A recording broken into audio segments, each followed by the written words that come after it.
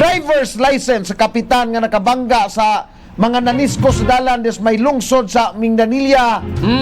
Gisuspenso na sa LTO mga kabrigada. Brigada Junalino Mabis, ibrigada mo!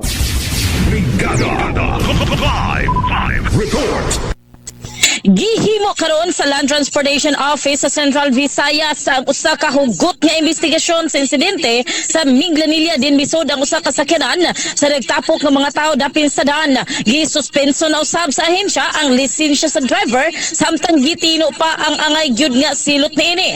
Ang insidente nahitabo kini adtong Enero 31 nining tuiga sa may barangay Kadulawan. Din matod sa report nagtapok nga nagsayaw sa daan ang usa ka grupo sa mga usa ka grupo sa mga tao sa mga dapit nga managparyente ra usab diyang kalit nga nisod sa ilang pundok ang usa ka multicab nga minivan ni katap dayon ang mao nga video sa social media diin nakapak usab kini sa kasuko sa publiko. Di na base usab sa unang impormasyon ang driver nga gingo usa ka opisyal sa gobyerno posible nga nagmaneho kining hubog sa mao nga higayon. Gimando na ni LTO 7 officer in charge Director Francisco Franz Sanchez Jr. ang hugot nga pagpatuman gyud sa Anti-Drunk and Drug Driving Act of 2013. Matod pa niya nga dili gyud palampason sa ehensya nga ang maong insidente bisan pa sa kahimtang oposisyon sa maong drive.